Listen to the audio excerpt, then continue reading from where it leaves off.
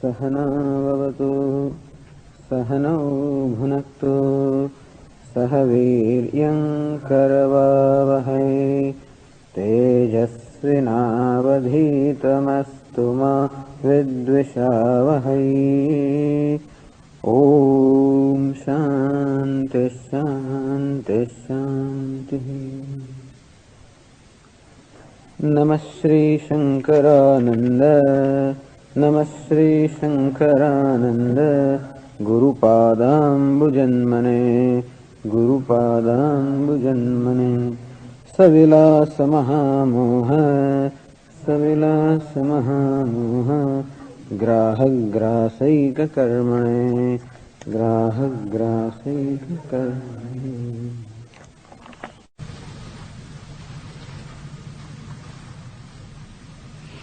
Discussion here is now pertaining to the wise man, again in the process of comparing a person devoted to meditation with reference to the person who is the knower of the self. And the question was that you say that the knowledge of the self takes place in the mind. That means it is jnana vritti, or a mode of mind revealing the nature of the self. And every vritti, every thought form is momentary. And therefore this thought also will arise and will go away. In that case, how would it be possible for the wise man to remain wise when this knowledge goes away? So, the idea is that now, once the nature of the self is revealed, meaning once that conviction is there as to who I am, then the knowledge doesn't go away because it is the very self. So say in verse 95, Nischitya sakrudatmanam yada apeksha tadevatam. Nischitya sakrudatmanam. Sakrat means once. Atmanam nischitya. Having a clear ascertainment about the self. Thus when one has, without any doubt or error, when we say the clear ascertainment about the nature of the self means there is no doubt and there is no other error.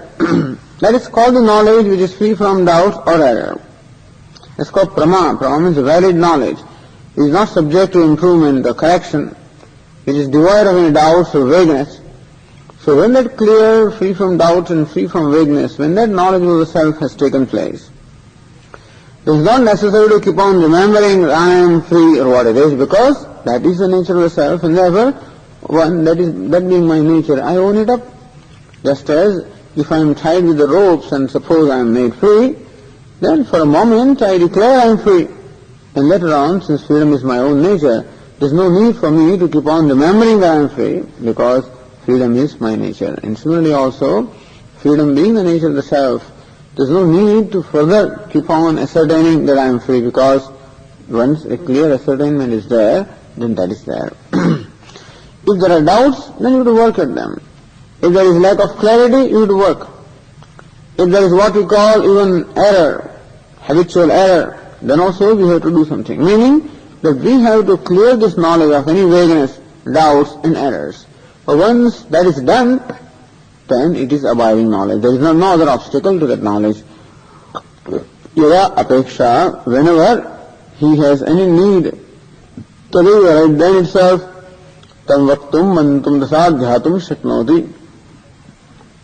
The tattvavit, or the knower of the truth, is able to talk about it, think about it, or dwell upon it at will, because it is the nature of the self. The idea is that knowledge is abiding once it is made free from obstacles. Now again a number of questions are raised here to again clarify the nature of the wise man. So says before the verse 96 here, Nanu tattvavidapi upasaka vat atmanusandhana vashat jagat anusandhana rahito drishyate. There is a question. So we find that sometimes wise men also, like a meditator, so when you are meditating, then you are totally absorbed in, or you are totally preoccupied with the object of meditation, and you forget everything else. So just as a person who meditates is found to forget everything else, is found to forget the world, And similarly also we find that very often even wise people also seem to forget the world and they seem to be absorbed in their own self. So we don't see much difference between a person, a meditator and the wise man. Jagat anusandhana rahito drishyate. That this wise man also on account of being totally dwelling upon the self seems to be totally cut off from the world. Then how about that? Then is it not that he requires it? Is it not that he is similar to the meditator? Is it not that there is need for him to forget the world and be centered or focused only upon the self in order to retain this knowledge?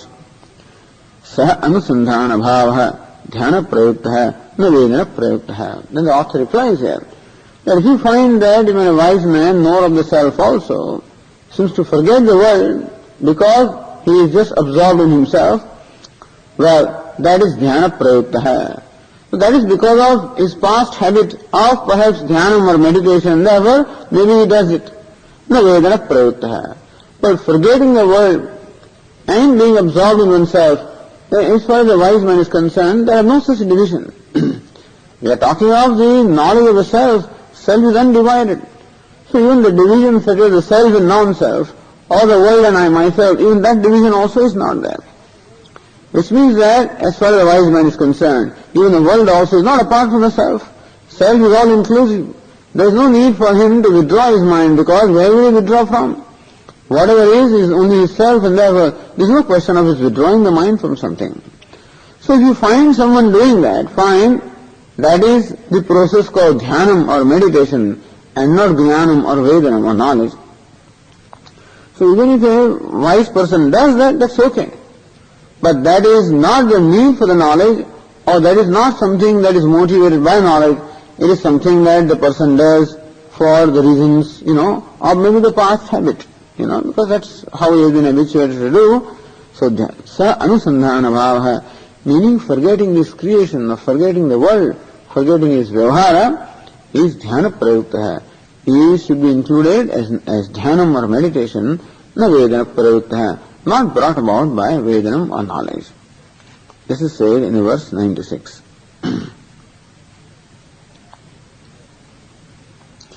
Upasaka iva dhyayan laukikam vismaredyadi vismaratyeva sadhyanad vismrate natu vedanad. Question. Upasaka eva dhyayan laukikam vismaredyadi. Yadi if upasaka eva dhyayan, if while meditating like an upasaka or meditating like a meditator, we are distinguishing here between a meditator and a knower. So in order to bring about the distinction, the purpose is, this is dhyana dipa prakaranam, meaning the purpose of the chapter is really to reveal the meditation. But the meditation is revealed by way of showing the contrast with the knowledge also. That's another way of also clarifying it. So if you find that someone, one who is a knower, also seems to meditate like an upasaka, like a meditator, laukikam vismared yadi, and by so doing, yadi if laukikam vismared, if he forgets the loka, means he forgets the world, then what? Then how do you explain that? This is the question. And the answer is vismarati eva sadhyanad vismratihi. Yadi vismarati, if he forgets, then sadhyanad vismratihi, vismratihi dhyanad. That forgetting the world or forgetting other things is dhyanad, is only due to dhyana or meditation, not to vedanad, not because of knowledge. Because, as we said, the self is not opposed to the world. Therefore, even when the wise man is in the world, it is not that he is divorced from the self. For a meditator, as you said yesterday, yes, that for a meditator, yes, there are compartments. The object of meditation and things other than that. So when the meditator is meditating upon the self, then he is making a specific attempt to focus his mind, At the same time, vigilantly avoiding the thoughts which may bring about distraction, or interruption. So interrupting thoughts are vigilantly negated or removed, and there is a conscious effort and a constant effort to focus the mind upon the self. So naturally he forgets about everything else. Naturally he is cut off from everything. Forgets means he is cut off from everything else. Whereas there is not the need for the wise man. If you see the self only inside and not outside, then you have to focus the attention on inside. But one who sees Atma Ivabhut Vijanarah, Yasya Sarvani Bhutani, Yasmin Sarvani Bhutani, Atma Ivabhut Vijanarah. Then all the beings become the self.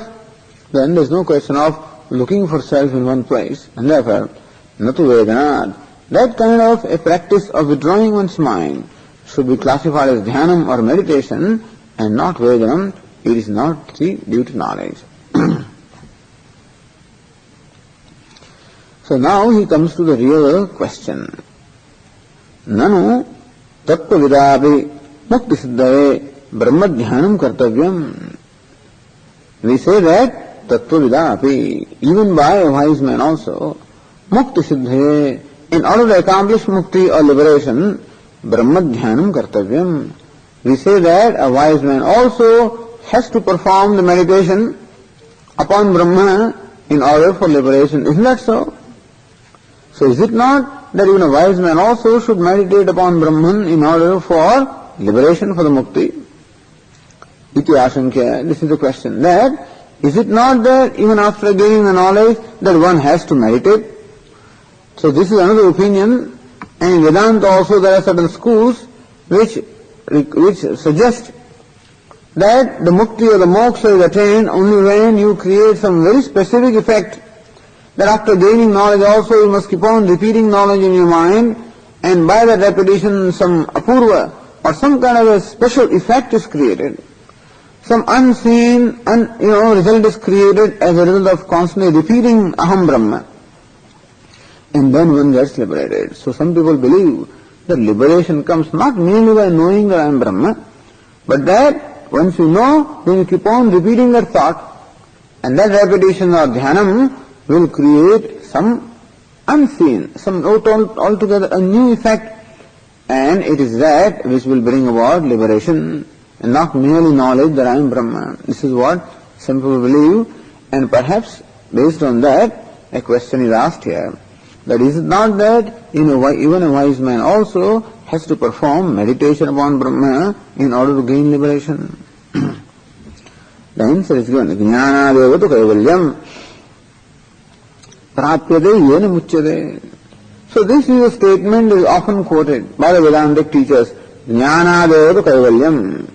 Kaivalyam means the state of being absolute, meaning free or complete. So jnana devatu kaivalyam. You will become free or liberated, jnana deva, by knowledge alone. There is an evakara.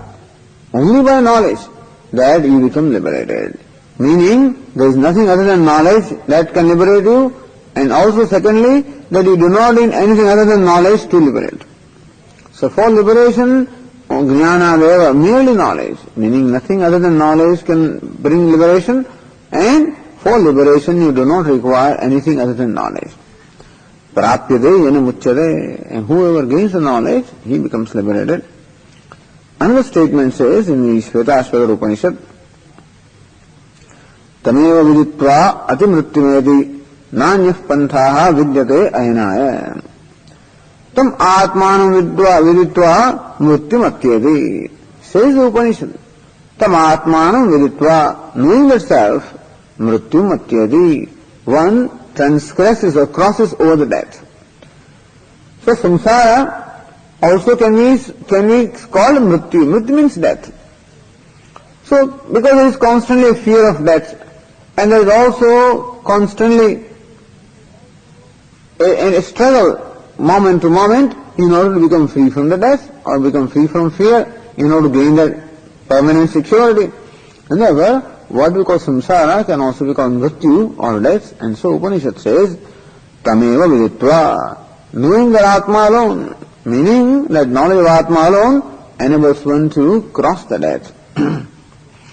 That of course crossing the death is not crossing the death of the body, because the body will die regardless of what you do, but crossing the death in the sense that I am dying, that doesn't happen. So body dies, I think that I am dying when the body is dying. Well, that is the real death of the self, because self doesn't die. But to think that the self dies because of identification with the body, by knowing the self, that identification is no more, and therefore one doesn't die, one becomes immortal. Nanyah pantha vidyate ayanaya. For ayana meaning for moksha, for the ultimate goal, anyah pantha na vidyate. There is no other pantha, there is no other way. So there is no other way other than the knowledge for gaining the liberation. This is also a very famous statement. See also Shvetashvatar Upanishad, Jnatvareo muchyate sarvapapaihi or sarvapashaihi. Jnatva, by knowing the Deva. Deva means God. In fact, the word Deva is derived from the root, so Dyotanat. So Dyotanat Devaha. Dyotanat means on account of shining. So one who is shining is called Devaha. That's why sun and moon and fire, all of them are called Devas, because they are all shining ones. And similarly also, Atma is called Devaha because self-effulgent. So Jnatva Devam, knowing the self who is Deva or who is the self-effulgent, Muchyate sarvapapaihi, one becomes free from all the sins, or Muchyate sarvapashaihi, one becomes free from all the fetters. Ityadi shastra sadbhavat na mokshaya dhyanam kartavyam. The purport of all these statements is that liberation comes jnana deva, merely by knowledge, and that you do not require anything other than knowledge. Now this is a topic that is discussed at length in all the texts. The topic of jnana, karma, samuchaya. Samuchaya means the combination of jnana and karma. So there are many who believe that this combination is necessary, that merely by jnana or the knowledge you cannot get liberation, that even after gaining the knowledge you must perform karma. And different arguments are advanced in support of that, but the Vedantic teachers all the time make it clear that you do not require anything other than the self-knowledge in order for liberation. So moksha mokshaya dhyanam kartavyam. For having gained a knowledge, for moksha there is no need for dhyanam or concentration or meditation. That is said in verse 97. Dhyanam tvaitchikametasya, dhyanam tvaitchikametasya, vedanan mukti siddhitah, vedanan mukti siddhitah, jnana devatu kaivalyam, jnana devatu kaivalyam, iti shastreshu dindimah, iti shastreshu dindimah. Dhyanam tu aichikam etasya. Etasya jnanimah dhyanam tu aichikam. If this jnani or the wise man wants to meditate for whatever reason, aichikam, then he is free to do that. So it's something that is optional. As far as the wise man is concerned, meditation is aichikam. It is simply, based on his life, his desire. It is something that is optional. Vedanat mukti siddhitah. Why do you say that? Because Vedanat mukti siddhitah. Mukti, or the liberation, is accomplished by Vedanat, by the knowledge. Since liberation has already been accomplished by the knowledge, then if the wise man wants to do the meditation, well, that's up to him, but there's no need that he has to do that. Why do we say that? Jnana devatu kaivalyam iti shastreshu dindimaha. Dindimaha means beating the drums and announcing, So the olden days, how the announcements were made. The other day we went to Philadelphia, went to see the Liberty Bell. What was that bell doing there? So that used to be the seat of the governing of the state. So they installed a big bell there. Why is it called Liberty Bell? It has nothing to do with liberty, except that on the bell there is engraved a statement from Bible that may you go and declare this liberty among the people. Some such statement is there, and therefore, since that word liberty comes there, since then it came to be called Liberty Bell. And I said, what was this bell doing here? So this bell was meant in order to inform people. Whenever there is some need to communicate with people, they will ring the bell. If you want to gather people and make announcements, political announcements, anything, if there is fire, if there is emergency, if there is some good news, whatever it is, the bell is used. So this is all in the old. I remember, and I know that in India, and it may be elsewhere also, if some announcement is to be made, then a person will go around in all the streets and beat the drum and thus draw the attention of all the people. When people are gathered around him, then he loudly declares whatever he is to declare. Suppose the king or wants to announce something, then this person will go. This is called dimdiman. So declaring. So shastreshu dimdimaha. This is what the shastras declare with a drum beat, you may say. Jnanadeva kaivalyam. That kaivalyam or the liberation is jnanadeva, only by the knowledge. And therefore, there is no need that you have to combine this meditation with the knowledge. Knowledge is sufficient and is competent to bring about liberation. Simple reason is simple, because bondage is purely from ignorance. If bondage had a reason other than ignorance, then you would need something other than knowledge also. But inasmuch as bondage is purely a notion, there is no reality about the bondage. Bondage, there is no reality whatsoever in the bondage. If bondage were real, then you would need some kind of an action to become unbound. But since bondage is not real, it is merely a notion, it is unreal. Therefore, knowledge is sufficient to, just as that snake which is superimposed upon the rope, what do you need in order to remove that snake? Just the knowledge that this is a rope. Because the snake is purely a product of ignorance. It has no reality whatever. And so also, the bondage is no reality whatever, and therefore, it can go away by knowledge, and by knowledge only. The unreal cannot be removed. The snake upon the rope, cannot be removed by any mantra chanting or any other thing other than knowledge that this is a rope. And so also no action can really remove the bondage. It can ease the bondage, it can do that kind of a thing it can do, but then no action can remove the bondage. Bondage being a product of ignorance can only be removed by knowledge. So this is the Dindiva. This is a point that the Vedantic scriptures do make all the time. Then he is worried. This person is worried. He says, Nanu tattvavidaha dhyana anabhyupagame tasya sada bahit pravritti syat. He says, well, if you say that, tattvavid or the knower of the truth does not have to perform any meditation, in that case the fellow will keep on doing things, See, after all, when you are required to perform meditation, or required to do worship or whatever it is, it will be necessary for you to disengage from other activities and then, engage yourself in meditation. So if meditation were a requirement for the wise man, then he would have to disengage from the activities and sit quietly and meditate. But if meditation is not required for the wise man, then you will find him all the time working. Says, Bahis pravritti sarasyat. Then in that, if you say that you don't require meditation, then we will find that this wise man is all the time engaged in external activities. That doesn't seem to be good. That cannot be. So, then this is the problem will come. The problem will be that if you say that wise man does not require any practice of meditation or worship or anything, in that case he has nothing else to do and therefore he will keep on acting, working outside. And how can you get liberation? If you are all the time busy, will it not that, again, you will be bound by action and whatever it is? Iti ashankya abadhakatvat pravrittehe sa abhyupayate ityaha. He says, we do not mind.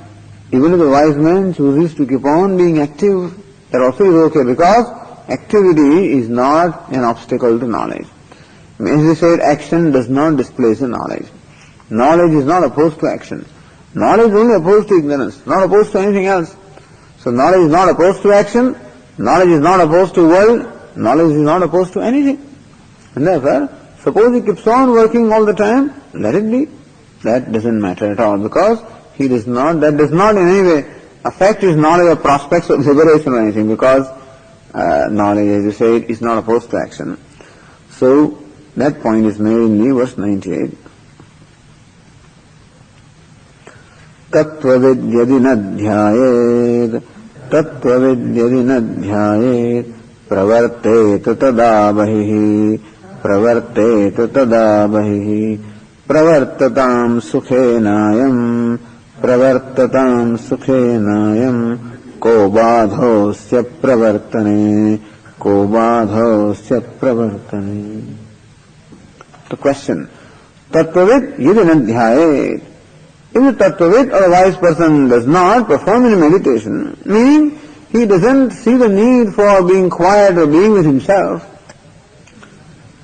pravartayata tadabahihi, then you will find that all the time he will be engaged in activities in the world outside. Then this is what will happen. Pravartatam sukhenayam, the answer is sukhenayam pravartatam. Let him happily engage in the activities. Kaha badaha asya pravartane. There is no objection to his activity. Meaning, we don't object whether the wise man is active. We don't say that the activity is in any way going to deprive him of the knowledge or erase his knowledge or affect his knowledge. And therefore, may he happily engage in activity. We do not find that activity does not prove to be an obstacle to knowledge. Now this point is taken up and discussed in a few of the following verses as to how come that a wise man can perform activities and still remain wise, or if some other wise man may not perform an activity and still remain wise. The idea is that the wisdom has nothing to do with the presence or absence of activity. It just depends upon the nature of the person. You can find wise people when Bhagavad Gita and other scriptures describe the wisdom, and they say that either a person may be engaged totally in activities, karmanyabhi pravrittobi naiva kinchit karoti saha. Even though he is engaged in activity all the time, or all kinds of activities, naiva kinchit karoti saha. In reality, he does not do anything. Because wisdom means becoming free from the sense of agency. To discover the fact that kartrutvam itself is false. So Bhagavad Gita says, karmani karmanya karmayah pashyet akarmani se karmayah sabuddhiman manusyeshu sayuktah krishna karmakrat. Karmani akarmayah pashyet. One who sees the karma of the actionless self even through the action. The idea is that even when the action is being performed, the self ever is actionless. One who sees that fact. All the self which was so far taken to be karta or the doer, one discovers the fact that the doership is not in the self, doership only belongs to the mind. Only because of superimposition that the self was considered to be a doer, when one sees this fact, then karmanyabhi pravrittopi yasya sarve samarambhaha kama sankalpa varjitaha. Then all his actions become free from any desire to accomplish anything for personal self. Kama and sankalpa, that may I achieve this, and based on that he performs actions. This kind of a sense of achievement or accomplishment is no more there. The wise man also may may engage in deliberate actions, oriented towards achievement of deliberate goals, but there is no goal or accomplishment as far as his personal self is concerned. He is no more seeking any personal accomplishment or personal reward, Krishna karmakrit, because he has done whatever needs to be done. And therefore, wisdom enables him to see himself as the one who is complete and therefore has accomplished whatever there is to be accomplished. Then what does he do? Why does he keep engaged in activities too? That is because of the past habit. That's the nature of that upadhi, nature of that body-mind complex that is active, and therefore the activity continues. Shariram kevalam karma kurvannapnodi kilbisham. There could be another one who just performs action enough to maintain the body and nothing more. Then does he not commit sin by overlooking his duties? He says no. And that all these verses will come in this discussion itself. But the whole thrust of the discussion is that there is no kartavyam. Or there is no kartavya, meaning there is no duty for the wise man. Or there is no compulsion that a given thing has to be done or a given thing cannot be done. This kind of a compulsion, injunction, etc. are not there for the wise man. Because they are there for the person who takes the self as karta or a doer. And since the wise man is free from that notion, he is not subject to any vidhi or nisheda, injunctions or prohibition. And that is the point that is sought to be made in subsequent verses, through this question and answer format, in that format. Bahih pravritti abhyupagame ati prasanga syat. The question, if you say that a wise man may keep on performing activities without any restraint, suppose you say that, ati prasanga syat, then that means that he is going to transgress the law, or transgress the injunctions of the.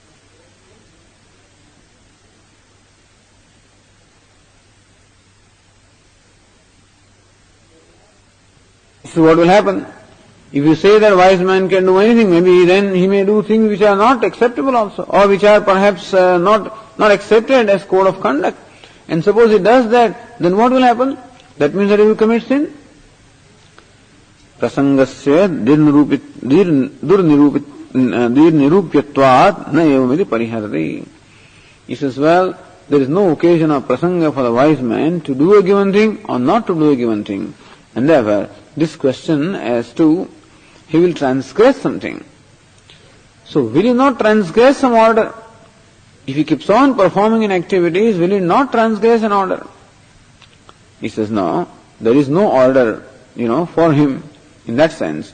Or he is always in order, and therefore there is no question of transgressing the order. So, says here, verse 99,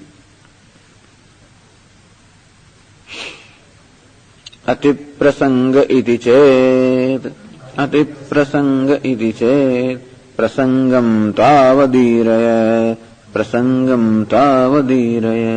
prasango vidishastram chet, natat tattvavidam prati. Ati prasanga iti chet, the person is questioning that in this manner, if there is no restriction at all, we would expect that even a wise man also should have some restriction, that he should do this and he should not do that. And if you say that there is no restriction at all and then unrestrained he can perform activities, in that case, adi prasangaha, he is perhaps going to transgress some order. So he is only concerned about his doing something that is unbecoming.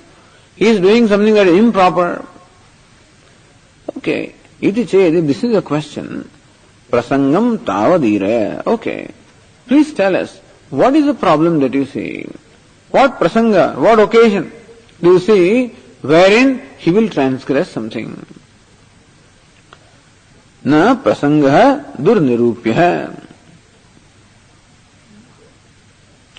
He says, well, we can tell you an occasion where perhaps he may transgress. Vidishastrasya prasanga shabdena vivakshidatvat. We say that there are scriptures. See, that is how the psyche in India has been. The people who are under the influence of the whole Vedic culture, they are in fact brought up to think only in terms of what we call vidhi and nishedha. This whole idea of the do's and don'ts. Vidhi means injunctions, do's, and nishedha means prohibition, don'ts. So do's and don'ts, they always govern the life of the people of India. And who decides what one should do and not? The Vedas or the scriptures. Or the Smriti Granthas, meaning other texts which were based on the Vedic declarations, and they always, as though govern the life of a person, do this and don't do this. Do this, it is virtue or merit. If you do this, it is vice. So virtue and vice, papa and punya, vidhi and nisheda, dharma and adharma. There used to be all the time this code of conduct or these rules which were laid down by the scriptures. And therefore people always were very conscious about this, that this is proper to do and this is not proper to do. When I told somebody here, I said, it's not proper to do that. He said, what do you mean by proper? There's no such thing as improper and proper. Where do you get that? That person just could not understand. I said, Swamiji, why didn't you say this? Why didn't you do this? I said, I don't think it is proper for me to do that. Or I don't think it is proper for you to do a given thing. So what is this business of proper? Whatever you think is proper, Is there, so what other standard can there be other than what I think is alright? Whereas in India, whatever the Vedas, the scriptures said was proper. And therefore a person's individual likes and dislikes had to be set aside, and one was to conform to the likes and dislikes or injunctions and prohibitions of the scriptures.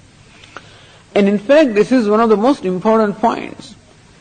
Because it is believed that if you leave a person to his or her own fancies, then the person is only going to be motivated by their own likes and dislikes. It's quite possible, therefore, that in the process of pursuing my fulfillment of my likes and dislikes, I will perhaps violate somebody else's rights and requirements. And therefore violence will happen. And then there cannot be a harmony or an order in the society. Therefore, in order that the society is in harmony, that nobody violates anybody else and then everybody is still able to pursue what they wish to do, there are what we call the code of conduct, the injunctions, the do's and don'ts. But why don't you leave a person for himself or herself to decide what is right and wrong? Why does somebody else have to tell them? Because the person's knowledge is limited. A human being, alpagnya means he has very limited knowledge, little knowledge. He doesn't know what exactly is in order and what is not in order. So dharma means the fundamental law is based on what we call the universal order. And human being doesn't have the knowledge. He may have some knowledge, but still the knowledge being limited, it is not possible for a person to decide what is proper in a given situation, or what is right and what is wrong. And therefore, who can give us that instruction, or who can guide us in that? That guidance can be provided by the scriptures or the Vedas, who are supposed to be free from any limitation or omniscient. And therefore, they are the revelations of God, and therefore, those revelations, meaning the injunctions, they have what we call a total view, whereas a human being is going to have what we call a partial view.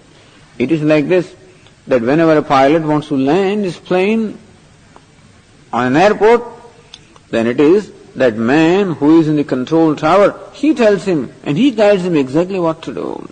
Because that person in the control tower has an overall idea. Whereas the man in the plane, the pilot, he knows only about his own plane, does not know about other things. And similarly also, we know only about our own life and our own needs, etc. But then we are not aware of how they fit into the total human endeavor or the goal. And so the scriptures tell us that if you do this, it is in keeping with your objective. What is your objective? Moksha. So if you do this, otherwise, you might wind up doing something by which you will hurt yourself. Very often we do things which we think are proper for us, and in the process we hurt ourselves. Therefore, in order to prevent the person from hurting himself or herself, these guidelines or these injunctions are given. And therefore, this vidhi and nisheda. Therefore, the Purvapakshi or the questioner says, na prasangaha durnirupyaha. We say that there is an occasion as to why the wise man also should conform to certain do's and don'ts. What is it? Vidhi shastrasya prasanga shabdena vivakshitatvat. We say that there is this shastra or the scripture which is of the nature of vidhi and nisheda. And that is how again and again you will find a debate in course of the study of the Upanishads and Vedanta, where Shankaracharya and other teachers take up this course of the Upanishad. Because Vedas can be broadly divided into two sections. First is a section called Karmakanda, pertaining to rituals, and Dharma Shastra, pertaining to code of conduct and the values of life. And that whole thing is based on do's and don'ts. Satyam Vala, may you speak truth. Himsam na kuryat, may you not hurt anybody. So do this and don't do this. Suram na pived, kalanjam na bhakshayed. So may one not drink alcohol, may one not eat meat, etc. So this kind of do's and don'ts are found. And therefore the Karmakanda section is that which is based on these injunctions, vidhi and nisheda. Vidhi means injunction, what should be done. Nisheda means prohibition, what should be avoided. But how Upanishad? Upanishad is totally devoid of this. Upanishad, on the other hand, addresses itself to the realities. And in reality, there is no do's and no don'ts. In knowledge, the do's and don'ts are not. In karma or action, the do's and don'ts are always. We also follow the do's and don'ts. Drive the car, do's and don'ts are there every moment. Drive on the right and not on the left. In the center lane, not in the left lane. 55 miles or below, not above that. Stop at the red light, go at the green light. So how when you want to perform an action, the vidhi and nisheda, do's and don'ts. In the use of a microwave oven, or use of anything, even a vacuum cleaner, whatever it is, there are do's and don'ts. In performance of action, this vidhi and nisheda is always there. Please place your shoes in the shoe rack. No shoes please in the hall. No shoes, no, this is nisheda. That you are not supposed to bring your shoes into the temple, nisheda. This prohibition. So understand that whenever an action is in concern, there is always a way of doing it which is proper, and there is a way of doing it which may not be proper, and therefore in performance of an action this must be known.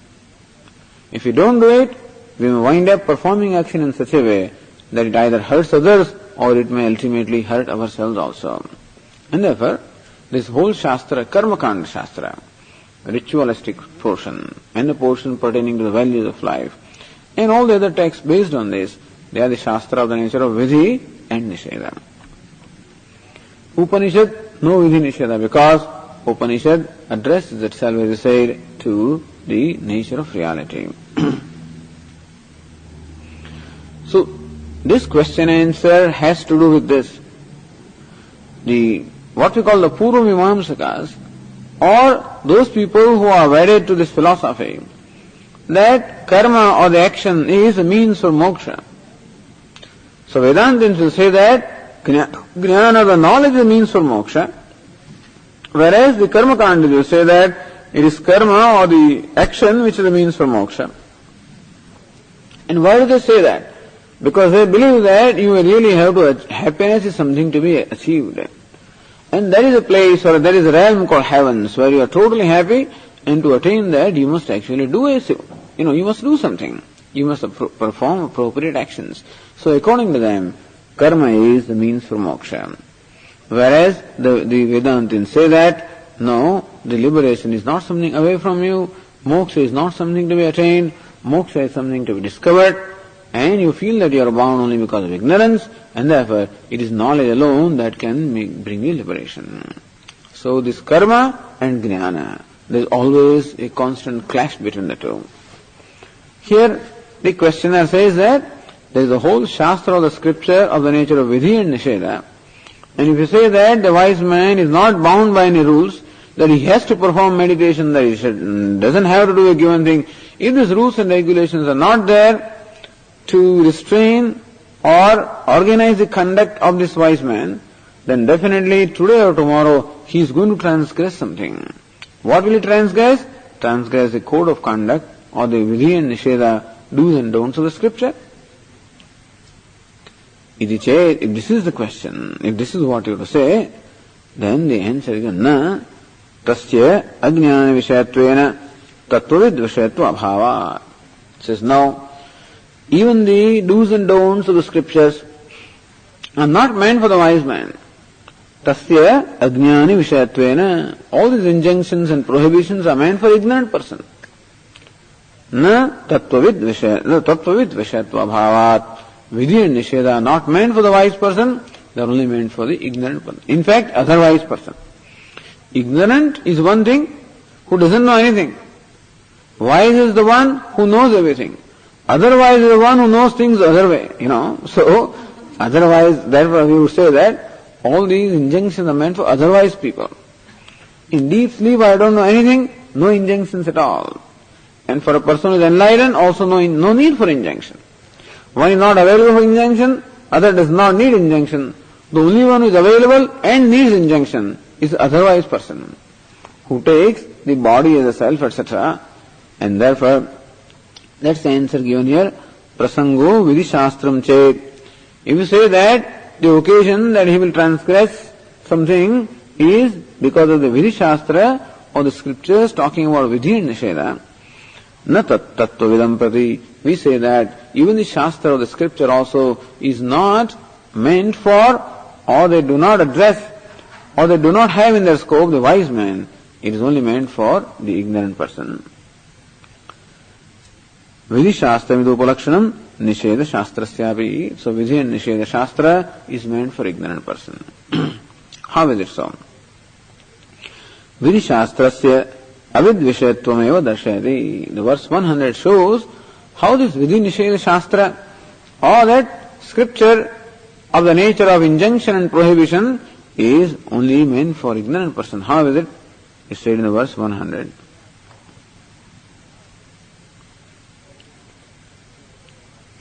Varnashrama vayovastha, Varnashrama vayovastha, Abhimano yasya vidyate, Abhimano yasya vidyate, Tasyaiva cha nishedhascha, Tasyaiva cha nishedhascha, Vidhayas sakala api, Vidhayas sakala api. Varnashrama vayo avastha abhimanaha yasya vidyate. So why did we use the word otherwise? Because otherwise person is the one who has these notions, who has this superimposition. What is superimposition? Varna, ashrama, vayaha, avastha, abhimanaha. Abhimana means identification. With what? Varna. What is Varna? Brahmana, Kshatriya, Vaishya, Shudra. This caste is called Varna. Or ashrama. What is an ashrama? The stage of life. Brahmachari, Grahastha, Vanaprastha, Sannyasi. These are the 4 stages of life. Then Vayaha. What is Vayaha? The age, the state of the body. Like childhood, youth, middle age, old age. Or having, this is Vayaha. Or Avastha. What kind of an avastha or state you have, whether you are well, you are not well, or what it is. So, whether you are old, whether you are young, whether you are weak, whether you are strong, whether you are rich, whether you are what. So all those various considerations play the role in determining what should be the duty of a person. What one should do and what one should not do is determined by all these factors. So when the Vedas give injunction, then the injunction is pertaining to all these factors are defined. So Krishna ke Jadaputra, Krishna ke Shah, Agnin Adatita. At one point it is said that this man who has black hair, and a son is born to this man with black hair, then he should perform a particular kind of sacrifice. This is called avastha. So having black hair shows, of course, that he must be a young man, etc. But then, if a son is born when the person has black hair, then a particular ritual must be performed. So, depending upon the avastha, depending upon the age, depending upon the stage of life, depending upon the caste that you belong to, naturally because caste means disposition of mind. A Brahmana has one disposition of mind, a Kshatriya has a very active disposition, like type A personality, a Kshatriya. And then, a Vaishya also may be type A, but selfish. So, Kshatriya is a type A, but generous and desiring to serve others. Vaishya also is a type A, but then selfish. And Shudra is, I don't know what other types there are, but the fellow has no initiative at all. Type B or below, whatever types there are, so that is Shudra. So these types of people are there. There alone the names were given. Brahmana, Kshatriya, Vaishya, Shudra. So you cannot assign one duty to everybody. Everybody is not competent to do everything. Everybody has certain aptitude and competence to do given kind of work, and therefore those duties are assigned. Or the stage of life. Whether you are a grahastha or a householder, or whether vanaprastha, you are a retired person, living a retired life, or a sannyasi, renunciate, or brahmachari, or a student, that also will decide what you can do and what you cannot do. Because if you ask a retired man to perform an elaborate ritual, he cannot perform because he doesn't have the resources. And if you ask a sannyasi to do a given, he can't do anything because he doesn't have anything. And so for certain actions or rituals, only grihasthas are competent. For certain things, only a brahmachari is competent. For some, only vanaprastha is competent. So that also has to be taken into account. And what is your age? After a certain age, one becomes incapable of doing anything. In that case, you cannot insist that he has to continue to perform his duty. So, all of these things are taken into account while enjoining duties to the person. So the answer given here is that one who takes oneself as belonging to a certain caste, or belonging to a certain stage of life, or belonging to a certain age, etc., that person alone is addressed by vidhi and nisheda, injunction and prohibitions. Tasyevacha nishedascha vidaya sakalaha api. All the nisheda, all the prohibitions and vidaya, all the injunctions are meant for the person who is abhimana, person who has this identification of the notion that I am a brahmana, I am a grihastha, or I am such and such. So one who has this kind of a notion, and where does this notion arise from? It arises from identification with the body, or identification with the mind, and therefore it is identification with the upadhi that brings about this kind of notions about oneself, and only such a person is available for injunctions and prohibitions. The one who doesn't have that notion will not even respond. Suppose we say that may a brahmana do this, who will do this action? Only one who thinks he is a brahmana. Other person will not respond. Suppose I say right now, John, please bring this, or Tim, bring that. Nobody is going to respond to that. If I say, Tim, please bring that book, there is no Tim here and therefore he is not going to bring it. Or if you are here, he will bring it because he thinks that he is so and so. So one who has this kind of a notion that I am so and so, that person alone will respond to any instruction. And one who doesn't have that notion will not respond to instruction. So all those who are, those who are Western people may do this. Eastern people, no, if one fellow thinks himself as Eastern and Western alone will do a given thing, nobody else will do. Wise man doesn't think that he is a Brahmana, or a Kshatriya, or a Vaishya, or a Shudra. Why? Because all of these are the attributes of the body. And since he does not identify himself with the body, he doesn't have this notion. I remember this was about 2 years ago when a wedding took place here. And that is wedding of Sundar and Usha, that took place.